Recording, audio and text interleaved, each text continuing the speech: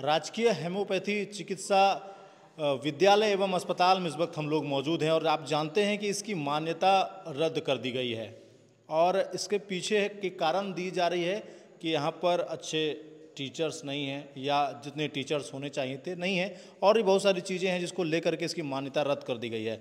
उस अस्पताल और उस विद्यालय की स्थिति अब कि हम दिखा रहे हैं कि देखिए ये दरार पड़ गई है, यहाँ पर ये दरार है और ये दरार इसी स्कूल इसी विद्यालय के अंदर महाविद्यालय के अंदर है और आर पार दिख रहा है। कभी भी यहाँ पर एक बड़ी दुर्घटना हो सकती है और अब इसकी मान्यता रद्द कर दी गई है। एक बार इधर दिखाइए, यहाँ पर दिखाइए कि प्रिंसिपल चैम्बर है, यहाँ पर दिखाइए जूम करके कि प्रिंसिपल चैम्बर के ठीक सामने की ये तस्वीर आपको हम दिखा रहे हैं। पूरा ये जो महाविद्यालय है वो धंस गया है। जी हाँ, यहाँ पर दरारें हैं, यहाँ पर जो फर्श आप देख रहे हैं वो किस तरीके से नीचे धंस गया है वो आप देखिए।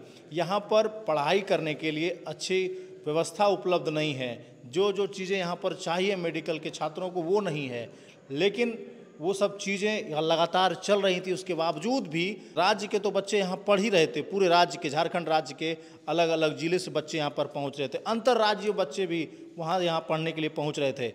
लेकिन अब इसकी मान्यता रद्द हो गई और इसको लेकर के अब कवायद तेज हो गई है कि इसकी मान्यता को रद्द ना होने दिया जाए और इसको वापस लाया जाए। लेकिन आपको हम बता दें कि ये जो महाविद्यालय और अस्पताल है ये कभी भी गिर सकता है, इसकी मरम्मती की आवश्यकता है, नहीं तो एक कभी भी यहाँ पर एक बड़ी अनहोनी जो है वो घट सकती है।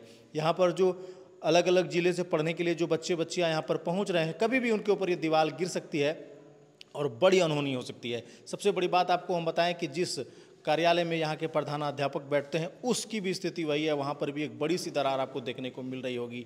देखिए ये है कॉलेज की स्थिति। ये कॉलेज हमारे पूरे राज्य में, झारखंड राज्य में एक लौता कॉलेज है। जी हाँ, एक लौता कॉलेज जो कि हमारे झारखंड के गोड्डा जिला में है।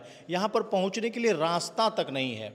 यहाँ के विद्यार्थी क्या कुछ कहते हैं आपको हम सुनवाते हैं। उससे पहले एक और बात आपको बता दें कि जब यहाँ पे बाहर से शिक्षक पढ़ाने के लिए आते हैं, जब यहाँ पर घूमते हैं तो वो अपने ज्वाइनिंग लेटर नहीं लेते हैं, यहाँ पर पढ़ाना नहीं चाहते हैं कि यहाँ पर आने का रास्ता नहीं है, यहाँ पर अच्छी फैसिलिटी नहीं है, यहाँ पर जो भवन है वो कभी भी गिर सकता है, यहाँ पर अच्छे रूम्स नहीं हैं, बहुत सारी ऐसी बातें हैं। आइए यहाँ के विद्यार्थियों से ही और आपके यहाँ के प्रिंसिपल से ही सुनवाते हैं। शिक्षकों की कमी है। शिक्षकों के लिए हम लोग सभी ने ज्ञापन पहले भी दिया है।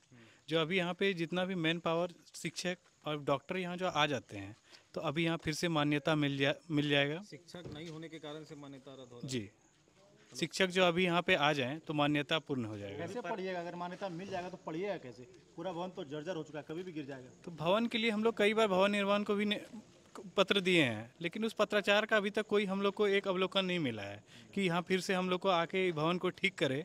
लेकिन आज जब इतना मुद्दा हुआ है तब भवन निर्माण और सबको ये याद आया है। भवन प्रैक्टिकल लैब में सुविधा तक नहीं है। एक अच्छा डॉक्टर को प्रैक्टिकल नॉलेज होना चाहिए, क्लिनिकल नॉलेज होना चाहिए। क्लिनिकल नॉलेज है ही नहीं तो क्या, प्रैक्टिकल में सुविधा नहीं है, हॉस्पिटल में सुविधा नहीं है तो कैसे अच्छा डॉक्टर बनेगा? हमारा भविष्य बर्बाद हो रहा है। गढ़वा से मैं आया हूँ यहाँ गोड्डा पढ़ने, सब अपना नीट निकाल कर आ रहा है, इतना मेहनत कर आ रहा है। जब सरकार को सुविधा, कैडेवर वगैरह का कई लेटर लिख चुके हैं हम लोग, फिर भी कुछ नहीं व्यवस्था है। प्रैक्टिकल कुछ भी नहीं, कुछ भी इक्विपमेंट नहीं है, माइक्रोस्कोप नहीं है। कैसे लोगों का इलाज करिएगा? क्या करिएगा? वही तो, कैसे इलाज करेंगे? क्या हम लोग यहाँ चना बेचना है? कॉपी पे, पेपर पेन पे हम लोग डॉक्टर बनने आए हैं? पेपर पेन पे बन के क्या करेंगे? आलू पकौड़ी बेचेंगे, सब्जी बेचेंगे क्या? डॉक्टर बनने आए तो हमको एक अच्छा इलाज करना है, पेशेंट को ठीक करना है।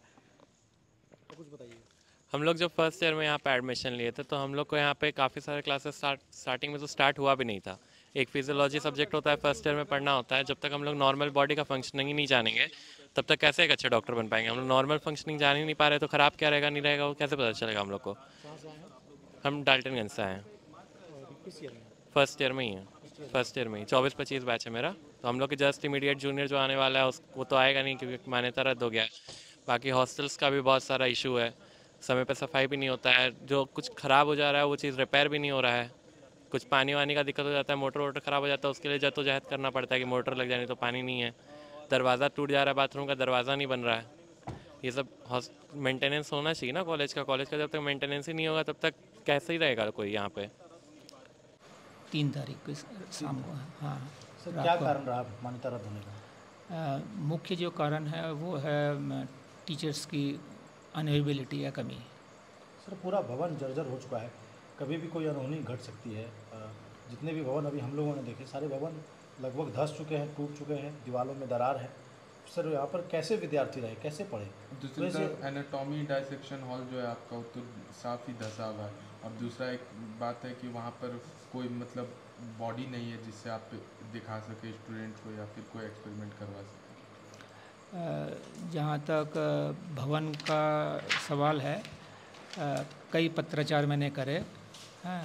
वहाँ नए एग्जीक्यूटिव आए हैं 1.5-2 महीना पहले, उनसे मैं मिला। मैंने कहा सब बातें कही, ऐसा सी बात है।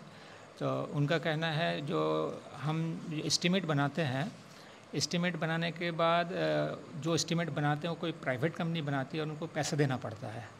तो अगर जो एस्टीमेट बनाता है उसी को अगर कॉन्ट्रैक्ट मिलेगा तो वो उसमें एडजस्ट करते हैं। तो ये एक प्रॉब्लम उन्होंने बताई। उसके बाद कुछ दिन पहले वो आए थे रजनीश जी, उन्होंने फिर इसके ऊपर थोड़ा सा संज्ञान लिया। तो 2-3 दिन बाद इंजीनियर आए और उन्हें पूरे यहाँ का मैप मांगा, आपका जो बिल्डिंग है वहाँ का मैप दिए। तो उनको मैप दिया हुआ है। अब देखिए कब तक। लंबा अंतराल हो गया, लगभग 7-8 साल से ज़्यादा का समय हो गया। बोर्ड लगे हुए हैं आगे बाहर में। उस बीच में सर 2-3 महीना पहले ही क्यों कार्य शुरू हुआ, क्योंकि संज्ञान में लोगों को आया? तो पहले भी तो हो सकता था, जब शुरुआत हुआ भवन टूटने का, जर्जर होने का, तो उस समय भी तो यहाँ के जनप्रतिनिधियों को संज्ञान में दिया जा सकता था, अधिकारियों को संज्ञान में दिया जा सकता था। क्या ये कॉलेज प्रबंधन की लापरवाही है सर? देखिए, ये नौबत ही क्यों आई?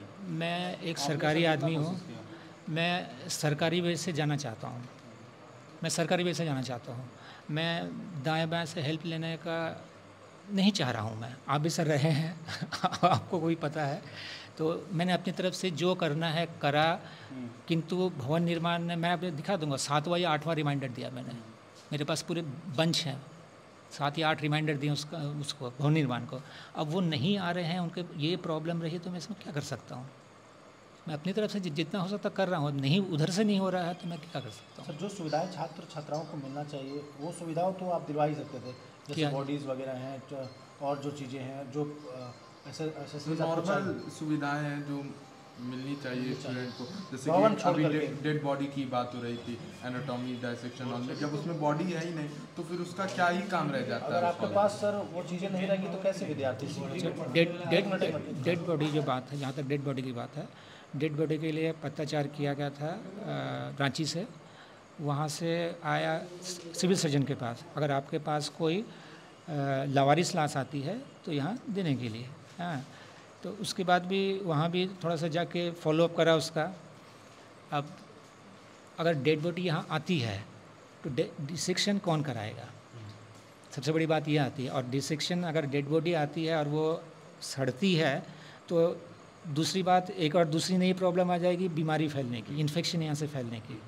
हाँ, तो इसके लिए शुरू में पहल करके फिर मैं रुक गया, क्योंकि अगर बॉडी आ रही है और उससे अगर बीमारी फैलती कॉलेज में तो वो ज़्यादा नुकसानदेह है।